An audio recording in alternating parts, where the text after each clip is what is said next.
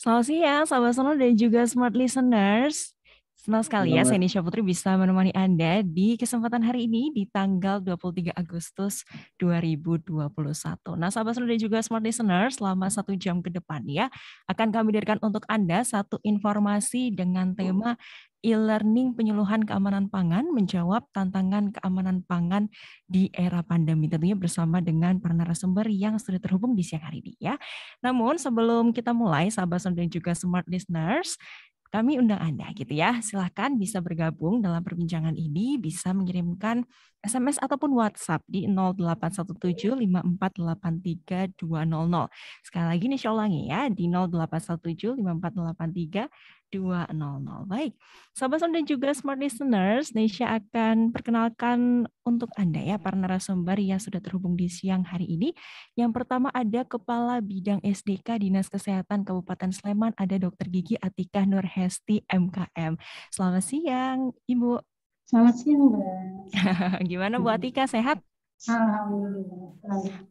Oke, baik. Kemudian Bu Atika juga nggak sendirian nih, sahabat dan smart listeners ya. Sudah tersambung juga bersama dengan Kepala Seksi Farmakmin Dinas Kesehatan Kabupaten Sleman, ada Bapak Gunanto SKM MSC. Selamat siang, Pak Gunanto. selamat siang Mbak Nisa dan sahabat sonora Pak listener.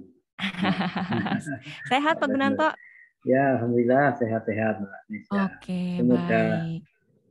pendengar juga sehat semuanya. Amin. Semoga kita semua sehat gitu ya Pak Gunanto ya. Oke. Oke, baik. Sahabat Sonora dan juga smart listeners, kita akan bahas gitu ya seputar e-learning penyuluhan keamanan pangan. Nah, tapi sebelum kita masuk gitu ya tentang e-learning gitu. Nah, sebenarnya keamanan pangan sendiri ini didefinisikan seperti apa sih Bu Atika dan Bu Gunanto? Ya, saya menyapa dulu ya, Mbak ya. Boleh silakan Ibu. Selamat siang, sahabat sonora dan smart listeners. Assalamualaikum warahmatullahi wabarakatuh. Salam sehat selalu.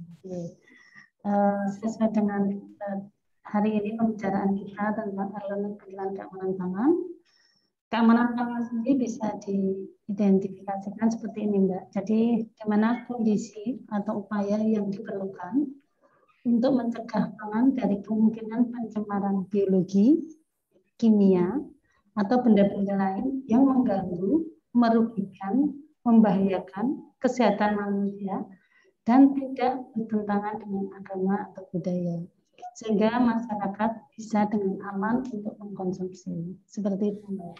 Oke, baik. Jadi langkah preventif gitu ya Ibu ya, untuk makanan yang dikonsumsi sahabat Sonora maupun smart listeners di rumah ini nanti akan aman dan terbebas dari cemaran gitu ya Bapak Ibu ya, baik itu virus, bakteri, jamur dan lain-lain gitu. Oke, baik. Nah, untuk kegiatan e-learning sendiri nih Bapak Ibu, ini seperti apa sih yang dirancang oleh rekan-rekan di Dinas Kesehatan Kabupaten Sleman Bapak Ibu? Jadi begini Mbak, kemarin sebelum ada pandemi, salah satu persyaratan untuk mendapatkan sertifikat PIRT itu dengan adanya BIMTEK penyuluhan keamanan pangan. Nah itu oleh Dinas Kesehatan selama 2 hari biasanya kita melakukan tatap muka. Nah untuk pandemi ini jelas itu tidak bisa kita lakukan. Jadi maka Dinas Kesehatan dan tim dengan Pak Gunanto kita punya sebuah inovasi atau terobosan bagaimana teman-teman kita pelaku industri rumah tangga bisa mendapatkan sertifikat yang mana itu bisa melindungi hasil produknya tidak terkendala dengan adanya pandemi ini. Jadi itu nanti akan kita bahas selanjutnya apa itu e-learning penyuluhan keamanan pangan. Begitu Mbak. Oke, jadi ini untuk mencegah timbul klaster gitu ya Bu ya? Ya, salah satunya. Mungkin Pak Gun bisa menambahkan. Boleh silakan Pak Jadi Gun. kita pertanyaannya gitu ya. Iya. Kita tidak hanya secara apa ya, secara ketemu, tapi kita dengan melalui media seperti ini kan kita menjawabnya juga bisa dengan cepat. Oke, betul. Ada tambahan Pak Gunanto? Iya, barangkali memang salah satu ya, sebenarnya salah satu dari segmen usaha pangan ataupun konsumsi pangan itu salah satunya adalah tadi pangan produksi industri rumah tangga pangan. Sebenarnya banyak juga ya, jadi kuliner-kuliner yang lain seperti resto, rumah makan dan sebagainya. Mereka atau kita punya cara masing-masing untuk bagaimana mengamankan supaya pertama pangannya tetap aman, kedua pengendalian COVID tetap bisa dilaksanakan. Nah, untuk siang hari ini memang kita fokusnya kepada salah satu produk industri rumah tangga yang peredarannya ini biasanya dalam bentuk kemasan dan gelabel, yang salah satu upaya untuk menjamin keamanan pangannya adalah memberikan bimbingan teknis atau penyuluhan kepada usahanya, yang salah satunya dilakukan dengan metode terbaru ini. Semua untuk melindungi masyarakat lah, dengan aturan-aturan yang sudah ada sebelumnya. Itu Mbak Nesya. Jadi biar standar gitu ya Pak Gunanto dan Bu Atika gitu ya. Apalagi zaman sekarang masa pandemi banyak yang beralih profesi gitu Bapak Ibu ya. Kalau saya lihat nih scrolling di media sosial banyak teman-teman saya akhirnya jualan buka PO kue gitu ya, atau mungkin buka makanan atau frozen food gitu. Nah ini sebenarnya salah satu langkah supaya mengamankan itu Bapak Ibu ya. Betul sekali. Ya. Oke, nah ini jadi kalau misalkan Anda gitu ya, sahabat Sonor dan Smart Listeners berencana nih, aduh kayaknya butuh pemasukan tambahan, ngapain ya jualan makanan kayaknya oke. Nah, kalau misalnya berencana untuk membuka bisnis food and beverage ini bisa mengikuti gitu ya, karena ada beberapa standar-standar tertentu yang harus dipenuhi atau dipatuhi begitu. Nah, dalam proses e-learning ini, Bu Atika dan Pak Gunanto, sebenarnya apa saja sih yang akan dibahas gitu untuk orang-orang atau mungkin para pelaku industri yang mengikuti program ini begitu? Jadi begini Mbak, seperti yang sudah sampaikan di depan tadi bahwa e-learning penjualan keamanan pangan ini salah satu cara untuk mendapatkan sertifikat PIRT. Nah, kemarin sebelum ada pandemi, Dinas Kesehatan itu mengadakan fintech penjualan keamanan pangan gratis, Mbak. Gratis dalam arti ketika teman-teman produsen ini kita undang ke Dinas Kesehatan, tapi sebelumnya sudah melalui pendaftaran dulu, itu harus kita lakukan selama 2 hari dan dengan tatap muka. Nah, sebelumnya juga dilakukan pretest, kemudian pembelajarannya 2 hari, kemudian baru melakukan post-test. Kalau lulus lebih dari 60, nilai 60, dan sertifikat penyuluhan keamanan pangan. Nah, hal ini tidak dapat kami lakukan. Kami harus punya terobosan untuk melindungi masyarakat. Dalam arti untuk mengkonsumsi makanan. Nah, karena yang kita lihat, Mbak, jadi dengan adanya pandemi ini, seperti yang disampaikan tadi, banyak pengurangan pekerjaan terhadap masyarakat kita, sehingga mereka beralih banyak ke mengkonsumsi atau memproduksi makanan. Nah, itu yang harus kita lindungi. Nah, untuk itu salah satu terobosan dengan pembelajaran e-learning penjualan keamanan pangan ini, jadi teman-teman nanti cukup membuka di website Dinkes Sleman kap.go.id, nanti masuk di link s.id/ppk Sleman. Jadi tidak perlu harus hadir dalam sebuah pertemuan. Seperti itu. Oke, jadi lebih zaman now gitu ya buat Tika dan Pak Gunanto ya. Iya, pembelajaran dari rumah. Nah, ini kan ini nggak cuma anak-anak gitu yang ikut belajar, tapi bapak ibunya nih kalau misalnya membutuhkan gitu ya, ini bisa banget gitu belajar dari rumah. Nah, kalau misalkan mau ikut, apakah ini dipungut biaya Bapak Ibu? Ya, tidak ya. Jadi tentu saja ini free, siapa saja boleh mengakses. Memang dengan beberapa persyaratan ya. Jadi persyaratannya diantaranya memang usahanya kami prioritaskan untuk teman-teman di wilayah Kabupaten Sleman. Tapi untuk secara pengetahuan siapa saja boleh mengakses. Tapi ketika nanti berusaha outputnya berupa sertifikat penjualan keamanan pangan, karena ini memang dikeluarkan oleh pemerintah kabupaten setempat, maka lebih awal kami menjangkau untuk teman-teman usaha di Kabupaten Sleman. Tapi monggo nanti bisa dikembangkan lebih jauh. Yang syarat kedua memang peserta ini belum pernah mengikuti sebelumnya, belum pernah mengikuti pembelajaran baik luring maupun daring di tempat lain atau di kabupaten lain. Karena sebenarnya hampir sama. Tetapi kalau sekedar ingin membuka-buka materi, silahkan saja, itu tidak masalah. Jadi ya tidak gratis, kuotanya ya kenalah gitu dah, kena kuota. Ya, jadi silahkan nanti siapa saja.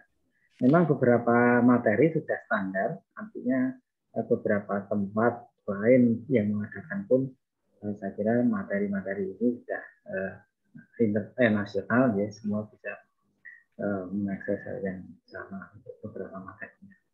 Demikian Mbak, nanti silahkan bondong-bondong. Waduh, oke deh, baik. Bu Atika dan Pak Gunanto, kita harus break terlebih dahulu ya. Nah, Baik. silakan untuk Anda, sahabat Sonor dan juga smart listeners yang masih penasaran gitu ya, atau tertarik, atau mungkin memang berencana ingin buka usaha food and beverage gitu ya, untuk bisa dapat sertifikat PRT ini gimana sih? Nah, ini mumpung ada narasumbernya gitu ya, silakan bisa bergabung via SMS atau WhatsApp di 0817548320. Sekali lagi saya ulangi di 0817548320 dan kami akan segera kembali sesaat lagi.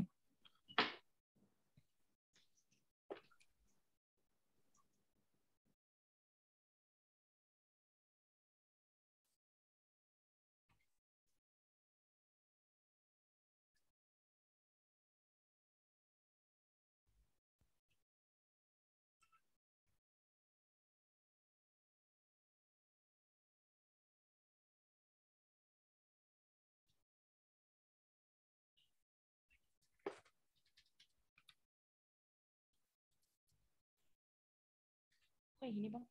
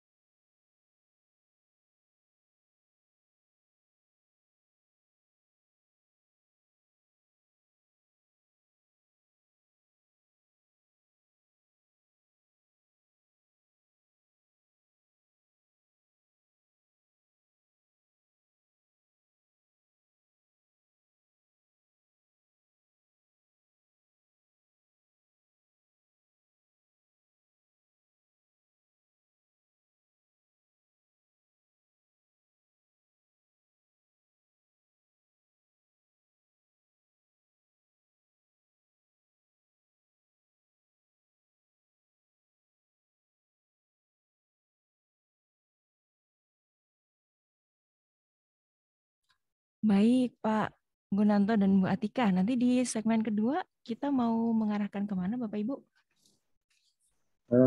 Ke modul di modul aja mungkin. Oh, oke, Kalau baik.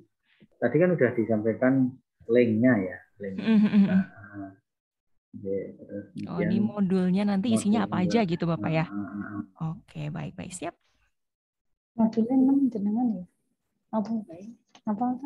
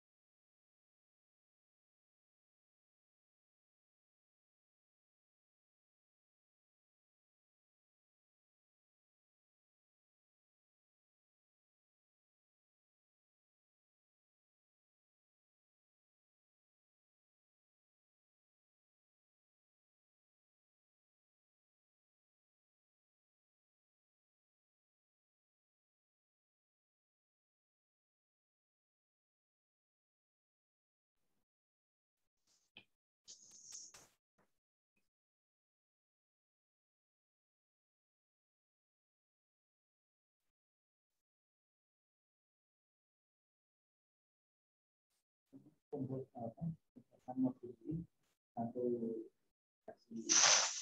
Tapi kan orang mesti seperti bertanya proses selanjutnya seperti yang dari kesempatan proses setelah PKP ini harus dicek sampai ke dengan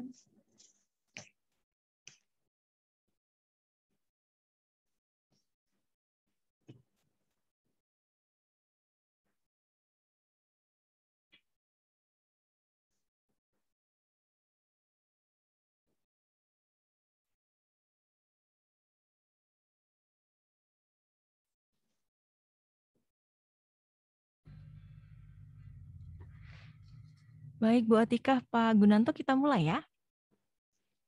Oke.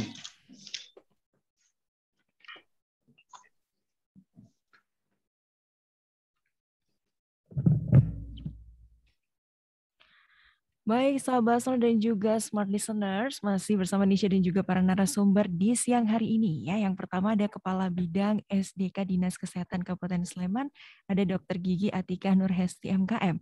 Kemudian juga ada Kepala Seksi Farmakmin Dinas Kesehatan Kabupaten Sleman, ada Bapak Gunanto SKM MSC.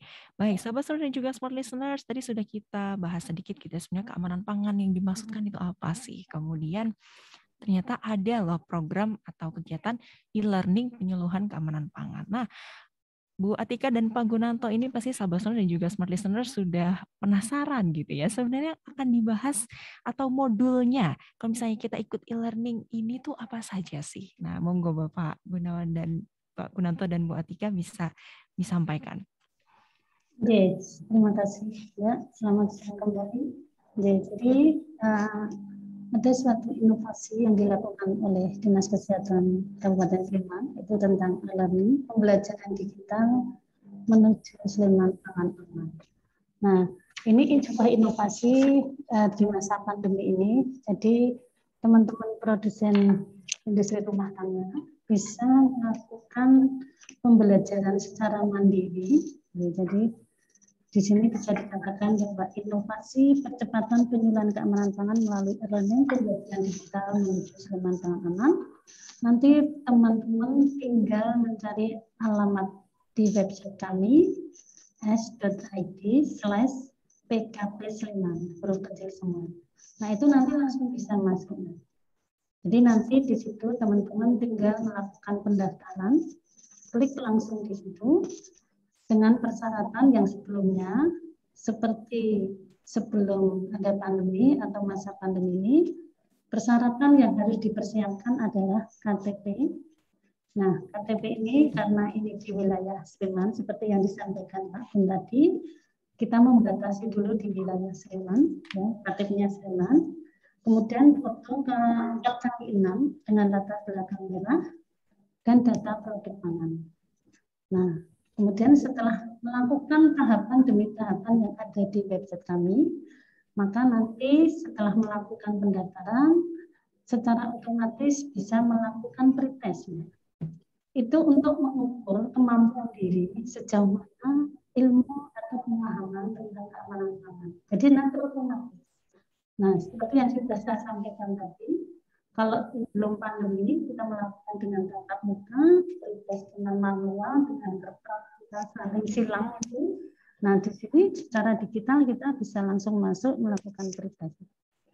Nah, ini kemudian setelah pretest, kita akan sejauh mana pemahaman masing-masing produsen industri rumah tangga mengetahui ilmu yang selama ini dia dapat. Baru dia klik masuk ke modul. Nah, jadi sebelumnya teman-teman produsen tidak bisa mengakses pretest atau modul kalau dia tidak mendaftar dulu. Karena persyaratannya KTP, foto, data produk harus diisi dulu. Baru dia bisa masuk link selanjutnya. Jadi dia tidak akan bisa mengakses kelanjutan tahap-tahapan ini kalau di awal pendaftaran tidak diisi dulu. Seperti itu, Mbak. Oke, jadi diperuntukkan nanti untuk yang serius gitu dia ya, Bu ya? melakukan pretest, baru dia belajar modul. Nah, modul itu mau dipelajari jam berapa, mau berapa hari, sambil tiduran. Monggo itu terserah, itu yang maksud kita gimana inovasi ini untuk apa ya, mempermudah masyarakat bisa mengakses ilmu. Gitu. Nah, salah satu narasumbernya nanti ya Pak Gun ini. Jadi modul-modul apa saja yang perlu disampaikan nanti Pak Gun ini sudah di luar kepala. Tapi di situ nanti ada tutorialnya. Jadi ada slide PowerPoint-nya dan ada narasumber yang bicara secara tutorial. Jadi akan ada pemahaman.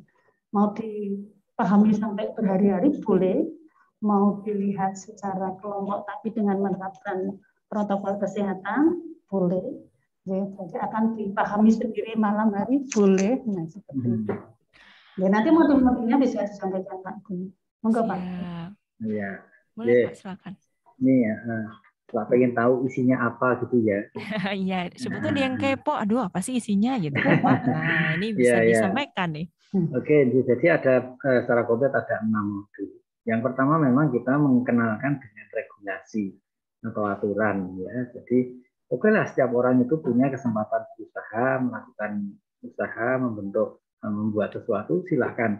Tapi memang ada guideline atau aturan ya. Beberapa peraturan baik berupa undang-undang maupun peraturan pemerintah dan sebagainya yang khusus terkait dengan usaha, produksi, dan distribusi pangan. Nah, di sini harus tahu dulu ini masyarakat, kalau saya mau mengedarkan itu apa sih yang harus menjadi pegangan saya. Nah, ini nanti akan ada di modul pertama ini. Kemudian di modul kedua, ini ada teknologi proses pengolahan pangan. Nah, dari sini dikenalkan banyak sekali tentang ya membuat produk itu apa saja prosesnya dan apa yang paling pas untuk bisa menghasilkan produk yang maksimal.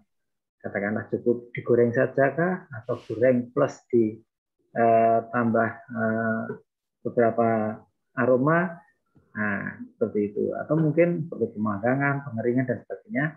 Makanan apa dengan bahan apa supaya menghasilkan produk yang paling pas, berikut cara-caranya ini nanti akan dikenalkan di sana. Yang tidak kalah pentingnya juga adalah penggunaan bahan tambahan pangan. Saya kira sahabat Sonara banyak sekali yang mendengar ya, pangan itu mengandung bahan tambahan pangan. Boleh nggak sih? Boleh. Ya. Sebenarnya setiap pangan untuk mencapai keinginan tertentu, standar tertentu, boleh dibantu dengan ditambah bahan tambahan pangan. Sepanjang memang bahan tambahan pangan tadi yang diizinkan dan penggunaannya juga sesuai dengan takaran. Nah, ini nanti akan diterangkan semua. Saya mau bikin roti biar mengembang jadi sekian, tapi tidak berbahaya apa ya? Nah, itu nanti akan disampaikan. Kita bikin sambal kok tiap seminggu sudah basi ya. Biar 3 minggu gimana? Nanti akan diajarkan pakai bahan tambahan pangan. Yang tidak boleh digunakan adalah bahan tambahan non pangan yang sering disalahgunakan. Nah, ini yang tidak boleh. Kadang-kadang kita melihat warna-warna yang terlalu mencolok. Nah, karena menggunakan bahan tambahan bukan pangan, dia menambahkannya bahan dari untuk lain digunakan untuk pangan, sehingga memang tidak sesuai. Nah, yang tidak boleh yang di situ, yang bukan pangan, bahan tambahan bukan pangan. Nah, ada juga materi yang terkait dengan cara pengolahan pangan yang baik. Nah, ini yang menjadi materi inti atau apa ya, istilahnya pokok dari keseluruhan rangkaian proses pengolahan pangan. Ini ada yang disebut dengan cara pengolahan pangan yang baik atau CPTB. Nah, ini sebuah standar tertentu, SOP begitu, dari sejak memilih bahan, mengolah, memasak, mengemas, dan siap mengedarkan, ini nanti ada standar-standar tertentu di sini. Nah, ketika kita sudah melaksanakan cara pengolahan pangan yang baik inilah, maka dianggap atau disinergikan bahwa produknya juga akan baik. Jadi baik yang pangan-pangan yang baik itu karena ada dua hal tadi, diproses secara baik, kemudian produknya ini juga diuji memang terbukti baik. Nah, kemudian beberapa materi yang lain yang terkait dengan pandemi COVID ini memang ada ketentuan cara produksi dan distribusi di saat pandemi. Nah, ini juga sangat menunjang supaya kita tetap berproduksi dengan baik, tetapi tetap aman. Dan yang terakhir mungkin bisa berkait dengan hal pemasaran, metode-metode pengemasan yang bagus, pembuatan label. Nah, tentang label ini juga menjadi sangat penting karena harapannya memang kita boleh meng-create label atau memasarkan, tetapi label ini juga sesuai harus dengan aturan yang ada. Jadi nggak boleh membuat label asal kita senang, orang lain tertarik. Nah, itu berapa ada aturan tentang kesopanan, etika, mana yang boleh ditulis, mana yang tidak boleh ditulis. Nah, ini nanti ada beberapa ketentuannya. Pokoknya oke lah, tadi saya tiga dipelajari selama kok 1 minggu boleh mau pelajari, diulang-ulang juga boleh, saya kok belum paham di sini. Sehingga malah puas. Pada kalau ketemu sama kita, mungkin 2 JPL, setelah itu kita goodbye, mau tanya-tanya lagi sudah nggak ada waktu. Kalau di ini malah bisa ulang. Itu Mbak Nesa dan sahabat. Oke, jadi ini yang diajarkan paket komplit gitu ya Pak Gunanto ya. Dari Ya, proses produksinya sampai pengemasan, pemasaran juga diajarkan gitu Pak Gunanto ya. iya. Oke, nah yang paling penting tadi di highlight sama Bu Atika gitu ya, sahabat Sunda dan smart listeners, daftar dulu yang penting gitu ya. Ini KTP-nya dilampirkan, kemudian foto daftar produknya, nanti ikut dulu gitu ya, ada pretest, kalau misalnya lulus baru deh gitu, nanti Anda bisa mengakses modul-modul yang tadi sudah dijelaskan oleh Pak Gunanto. Nah, baik, sahabat Sound dan juga smart listeners, ini masih ada waktu ya, tentunya sampai nanti jam 2 siang, masih ada setengah jam lagi. Kalau misalkan Anda ingin bergabung, tertarik gitu ya, ingin bertanya-tanya, bisa langsung dikirimkan via SMS atau WhatsApp di 0817 5483200 dan kami akan segera kembali sesaat lagi.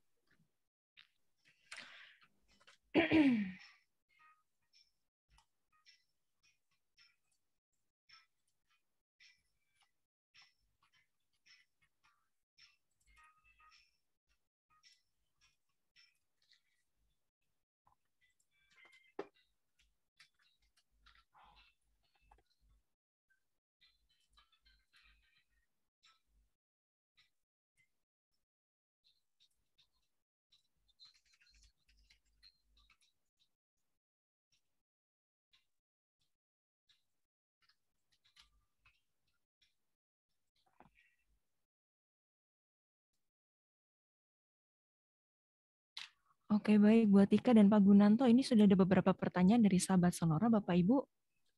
Ya. Saya bacakan dulu ya untuk Bapak Ibu supaya bisa dipersiapkan jawabannya. Baik, yang pertama ada dari Bu Rina di Pogung. Selamat siang Bapak Ibu, saya mau tanya, keamanan pangan di sini lebih ke ketersediaannya aman atau aman dalam artian sehat? Kalau misalkan dalam artian sehat, sekarang banyak tantangan ya, apalagi zamannya serba instan, pada suka pilih yang praktis. Nah, pertanyaan saya, apakah makanan instan itu memang tidak recommended? Padahal makanan instan sekarang paling mudah untuk didapatkan, paling mudah penyediaannya, dan juga paling mudah penyajiannya. Atau apakah ada saran dari Bapak dan Ibu sekalian, walaupun makanan instan bisa tetap aman dan sehat? Ya, asal Baik, nanti di segmen 3 kita jawab Bapak Ibu. Atau mungkin masih ada materi dari Bapak Ibu yang mau disampaikan? Ya, nanti disinggung sedikit. Ini jadi untuk e-learning ini kan hanya baru tahap awal dari proses perizinan tadi. Nah, setelah e-learning ini kan nanti harus berlanjut ke proses sertifikasi pangannya tadi. Ya. Jadi yang dinyatakan aman itu adalah pangannya, tapi sertifikat bimbingan teknis ini adalah untuk orangnya. Nah, menjawab sekalian dari Bu Rina dari Pogung tadi, ya memang arahnya keamanan pangan atau sehat pangan aman itu adalah dalam arti sehat tadi, bukan dari ketersediaan. Oke, baik. Kemudian ada lagi nih Pak Gunanto dan Bu Atika dari Mbak Linda. Selamat siang para narasumber, saya mau tanya, syarat untuk bisa dapat sertifikat PIRT ini apa aja sih selain ikut penyuluhan tentang keamanan pangan ini? Terima kasih. ya, itu yang mau disinggung nanti setelah akhir-akhir ya Mbak. Jadi BMT keamanan pangan kan salah satu bagian dari untuk mendapatkan syarat sertifikat PIRT. Oke, baik. Jadi nanti kalau misalnya dijawab yang Mbak Linda dulu tentang syarat sertifikat PIRT selain penyuluhan ini, boleh Bu? Itu Ya. dulu baru Boleh. nanti masuk ke Bu Rina di Pogung. Ya, boleh, boleh. Oke, baik. Siap. Kita on air Bapak Ibu.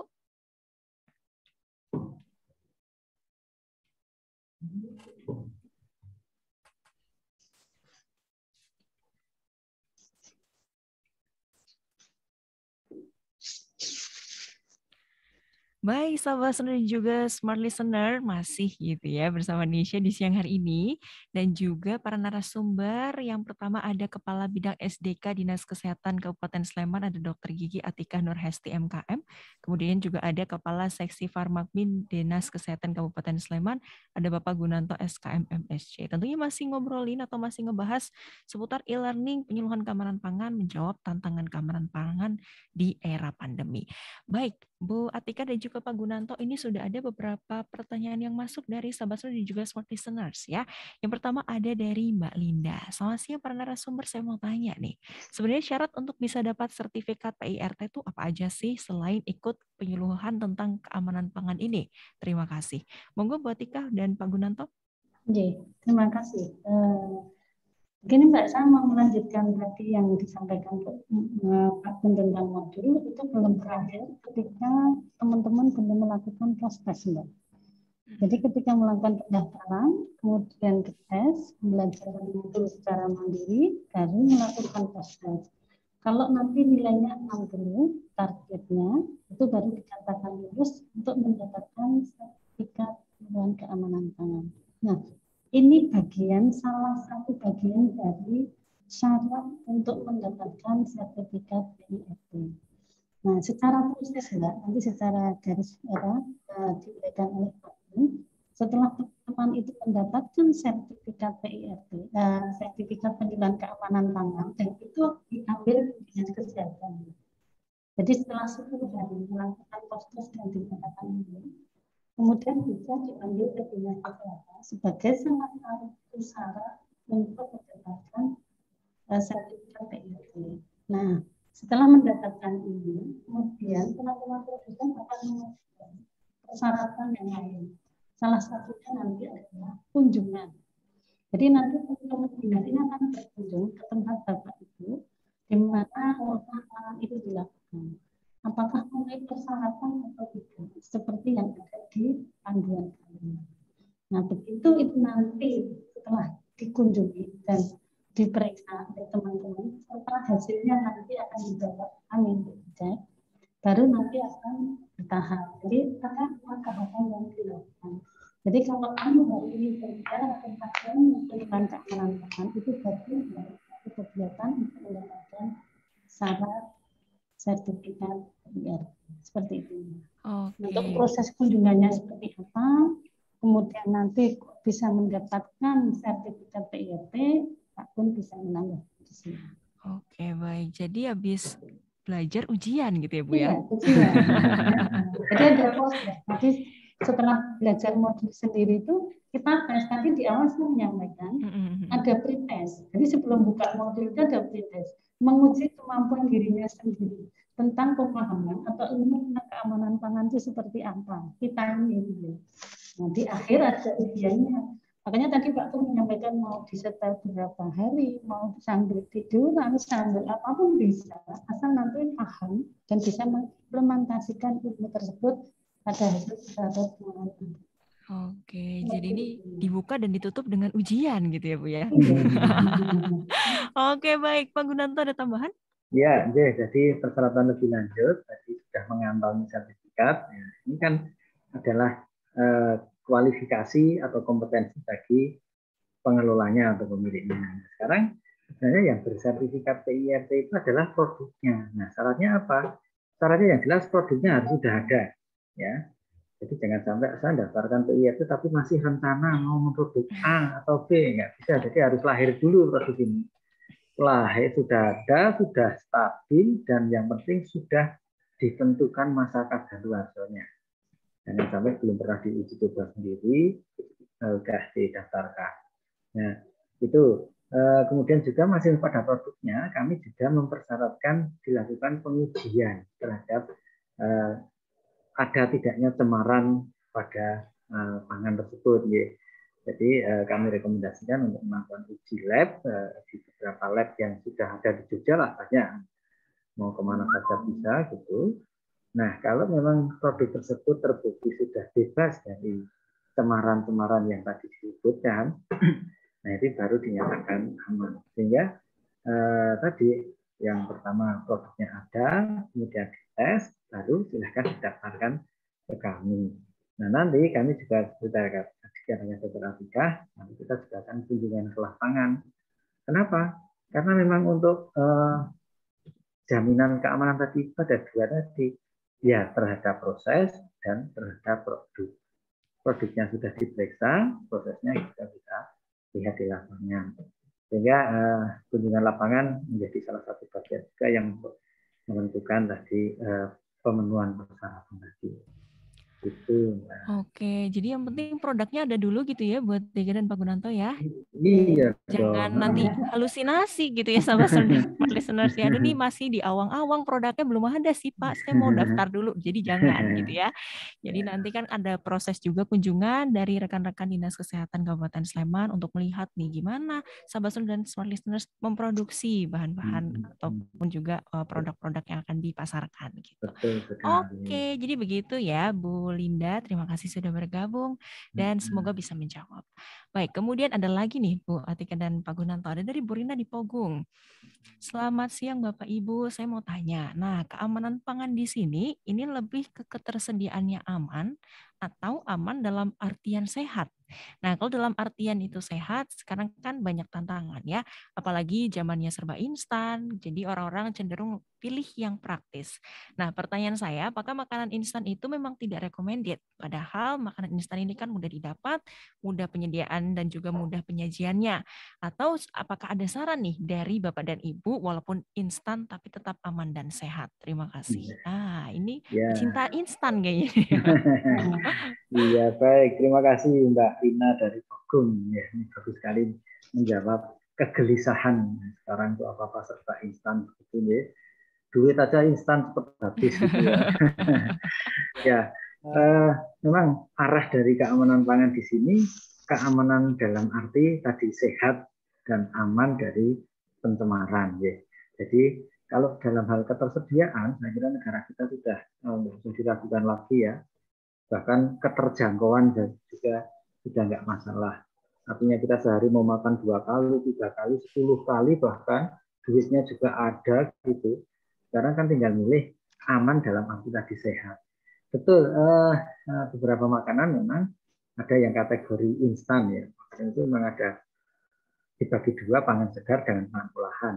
Segar ini masih kelompok-kelompok hasil pertanian. Nah ini malah bagus sebenarnya ya. Kita makan buah segar, minum buah segar, bagus juga.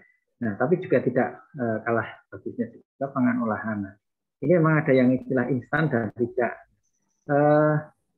Kalau kita mengkonsumsi instan memang berbagai pertimbangan perlu dipikirkan ya. Jadi sebenarnya makanan instan itu bukan makanan mentah, tetapi sebenarnya sudah diolah demikian jadi, tetapi ketika akan menyajikan tinggal menempuh satu langkah katakanlah. Sebenarnya kan itu masalah apakah ini berbahaya atau tidak ini memang relatif. Tetapi kita berpedoman saja kepada izin edar yang sudah tertera di masing-masing makanan tersebut. Ya, jadi izin edar itu kalau makanan instan, maaf, itu tidak bisa izin edarnya dari industri rumah tangga PIRT seperti kami. Kalau makanan-makanan instan itu pasti beberapa memang dihasilkan dari perusahaan besar. Untuk itu izin edarnya adalah dari Balai POM atau BPOM RI ya, dengan nomor izin edar diawali huruf MD. Nah, sepanjang pangan instan tersebut sudah terdaftar, pertama itu oke, bisa menjadi alternatif. Kedua, perhatikan komposisi. Yang penting begini. Jadi memang beberapa makanan instan kadang-kadang mempunyai komposisi sedemikian dan itu pasti tertulis ya, yang bisa memberikan informasi kepada kita umpama kita tidak tahan terhadap apa yang ada di dalam kandungan instan tersebut ya. Makanya ada asam benzoat sekian, ternyata kami nggak kuat dengan materi itu. Nah, kita usahakan untuk tidak mengkonsumsi. Dan yang ketiga memang perhatikan juga kadaluarsa ya. Jadi beberapa hal ini kita lihat. Dan terakhir kemasannya sendiri, ya, bahwa banyak kemasan instan yang dikemas dalam bentuk bagus, mungkin dalam bentuk kaleng atau aluminium foil, yang kalau ini rusak sebenarnya sudah indikasi terjadinya kerusakan di materinya itu sendiri. Jadi cek dulu kemasannya betul atau tidak, kemudian tadi dilihat di labelnya ada komposisi, ada kadaluarsanya, dan juga perhatikan dengan kandungan cara penyajian juga. Oke, silahkan itu jadi pedoman kita. Saya nggak akan melihat oh instan jelek, oh instan baik, nggak bisa menjustifikasi seperti itu. Sepanjang ini masih ada daftar izin edarnya dari pemerintah. Itu Mbak Rina dan Bapak Sanora. Oke, jadi gitu ya Bu Rina ya. Jadi jangan galau nih. Yang penting dilihat dulu gitu ya, apakah izin edarnya ada, kemudian kandungan di dalam produknya itu apa aja gitu ya. Biasanya ada di labelnya tuh. Bu Rina nanti bisa lihat gitu kira-kira apakah ada mungkin bahan-bahan yang bisa memicu alergi atau apa. Nah, itu nanti bisa disesuaikan dengan kebutuhan Bu Rina gitu ya. Baik, terima kasih banyak. Baik, Bu Atika dan Pak Gunanto, ini masih ada beberapa pertanyaan lagi dari Sabah dan juga Smart Listeners. Nanti kita jawab di segmen selanjutnya ya Bapak Ibu. Dan silahkan nih, Sabah dan juga Smart Listeners, masih ada kesempatan satu segmen terakhir. Kalau misalkan ingin bertanya, ingin bergabung, boleh gitu ya. Silahkan dikirimkan via SMS atau WhatsApp di 0817 548 3200.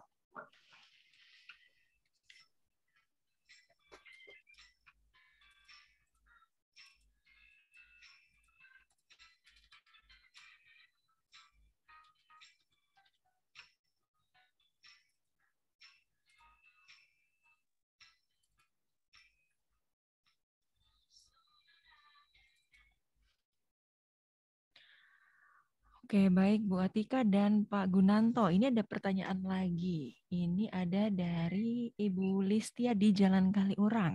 Selamat siang Bapak Ibu, saya mau tanya. Saya berencana bisnis frozen food seperti nugget sayur olahan sendiri. Nah, kira-kira menurut Bapak Ibu apakah produk saya ini bisa atau bersyarat sama untuk didaftarkan sebagai PIRT? Kemudian untuk izin PIRT ini apakah ada masa kadaluarsanya Bapak Ibu? Terima kasih.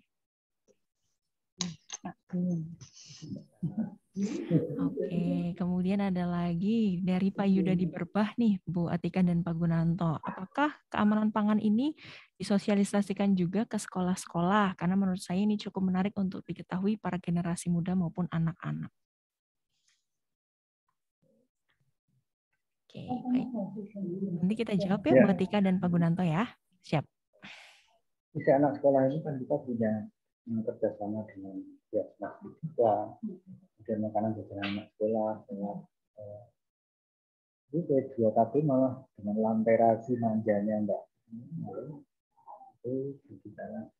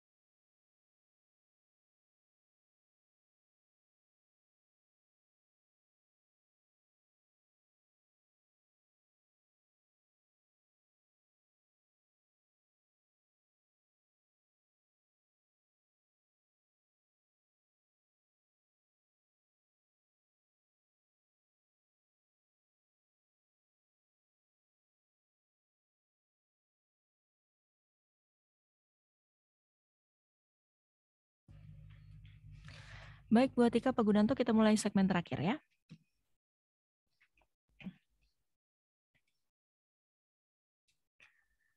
Baik sahabat Sonora dan juga smart listeners, tibalah kita di segmen terakhir ya, perbincangan seputar e-learning penyuluhan keamanan pangan, menjawab tantangan keamanan pangan di era pandemi. Bersama dengan para narasumber, yang pertama ada Kepala Bidang SDK Dinas Kesehatan Kabupaten Sleman, ada Dr. Gigi Atikah Nurhesti MKM.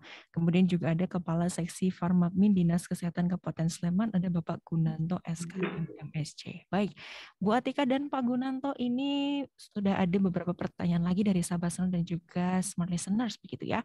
Yang pertama ada dari Mbak Listia di Jalan Kaliurang. Selamat siang Bapak Ibu, saya mau tanya nih, saya kan punya bisnis kecil-kecilan frozen food, ya ini nugget sayur olahan sendiri. Nah menurut Bapak Ibu, apakah syarat untuk produk saya ini sama, bisa menggunakan PRT juga? Kemudian untuk izin PRT ini apakah ada masa kadaluarsanya? Terima kasih. Monggo Bu Atika, Pak Gunanto. Oke, terima kasih Mbak Listia di Jakal ya. Mohon izin saya menjawab dulu yang pertanyaan dulu ini. Mbak Listia, jadi memang kreativitas kita, apapun produk kita itu memang seyogyanya memang diedarkan dengan izin edar. Cuma kalau frozen food ini memang termasuk pangan dengan risiko tinggi terhadap kerusakan dan pencemaran ya. Karena memang setelah keluar dari produk, dari proses, kemudian harus disimpan di penyimpanan dingin.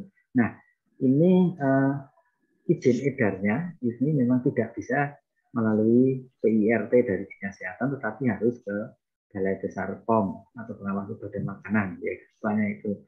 Jadi frozen food dan mungkin olahan yang lain seperti susu segar atau mungkin pangan untuk diet khusus dan sebagainya itu ada ketentuan harus ke BPOM. Tapi jangan khawatir ya, jadi BPOM itu sama juga dengan kita semua di pemerintah itu selalu mengawal, membantu teman-teman sekalian. Kita pendaftarannya udah e-learning juga di BPOM.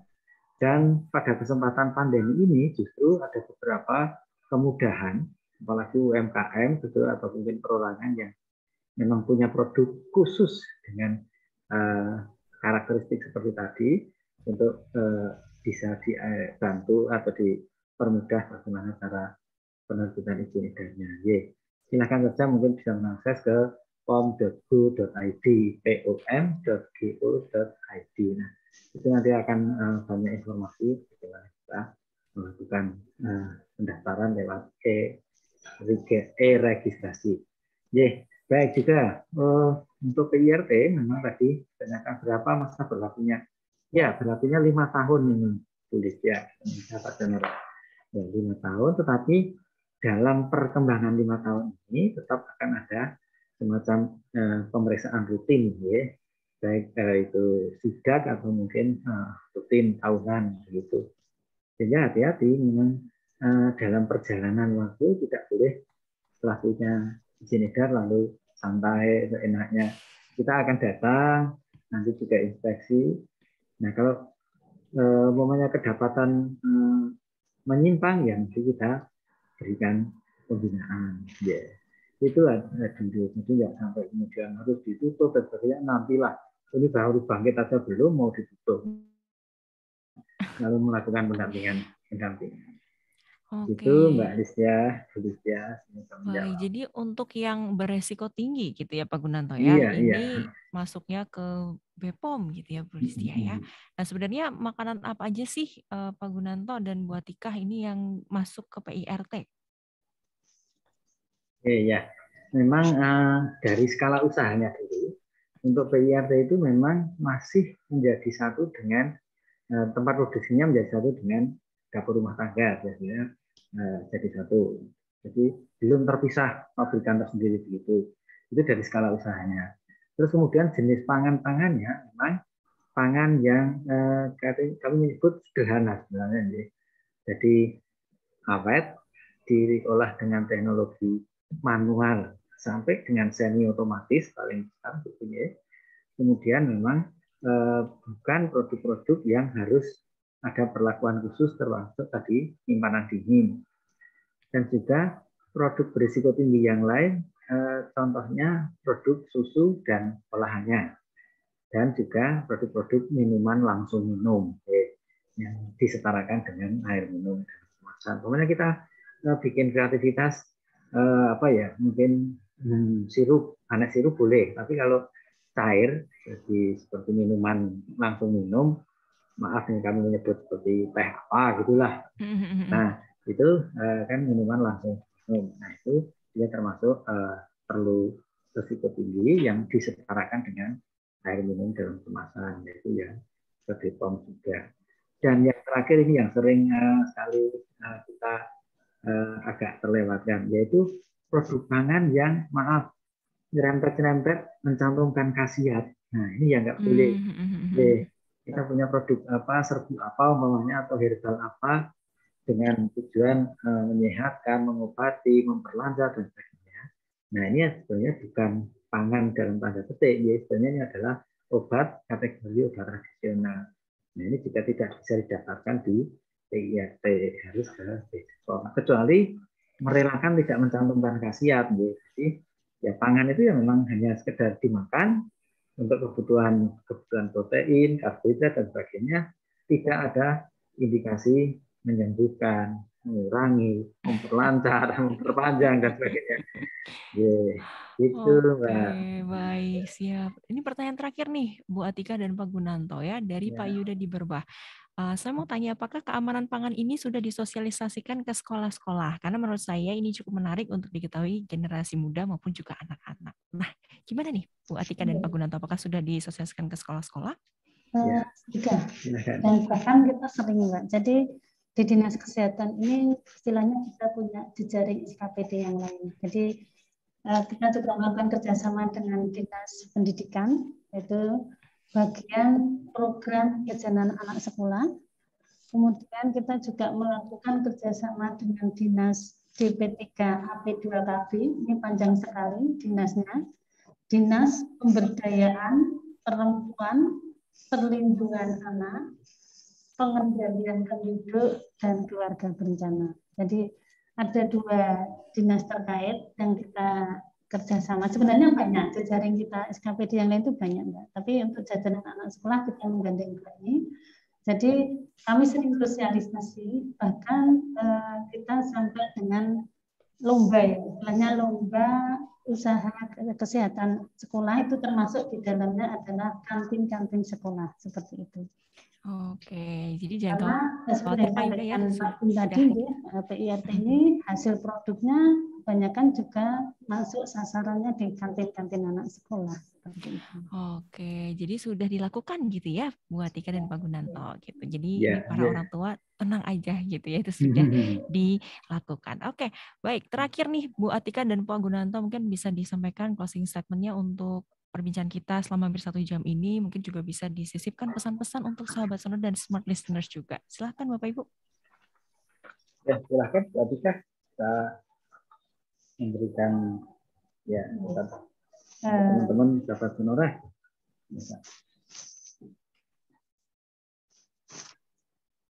Oke, baik, dengan tidak mengurangi aktivitas kita di dalam masa pandemi ini, kita memberikan peluang kepada Bapak Ibu, masyarakat, sahabat sonora tercinta, untuk tetap bisa beraktivitas khususnya dalam pengolahan pangan sesuai dengan standar keamanan yang difasilitasi dengan metode pembelajaran yang sudah kita siapkan.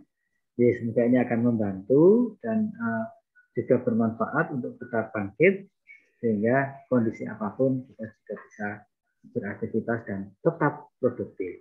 Oke, baik. Bu Atika ada tambahan? Terakhir pesan saya, mari warga Sleman segera daftarkan izin edar pangan industri rumah tangga yang ada kelola supaya memberikan jaminan keamanan bagi konsumen yang efeknya juga akan meningkatkan trust konsumen terhadap produk yang Anda buat. Manfaatkan akses e-learning untuk mengantongi salah satu prasyarat. Jadi seperti yang sudah kami uraikan tadi, mudah dan silakan dicoba melalui s.id /PKP Sleman. Semua pakai huruf kecil. Seperti itu. Oke, baik. Terima kasih Bu Atika dan Pak Gunanto atas informasinya pada siang hari ini. Baik, Semoga sama-sama. sehat selalu Terima gitu ya kasih buat Mbak. Ika Pagunanto ya. Salam sehat Oke. buat semuanya. Salam sehat Bapak Ibu, terima kasih. Baik, sahabat dan juga smart listeners, terima kasih juga untuk Anda yang sudah bergabung di perbincangan selama hampir 1 jam ini ya, bersama dengan rekan-rekan dari Dinas Kesehatan Kabupaten Sleman. Semoga apa yang kami hadirkan bisa memberikan satu manfaat untuk Anda dan tetap jaga protokol kesehatan. Saya Nisha Putri pamit dan tetap bersama kami di 97,4 FM Sonora Yogyakarta dan 102.1 FM Smart FM Yogyakarta. Bye-bye. Bye.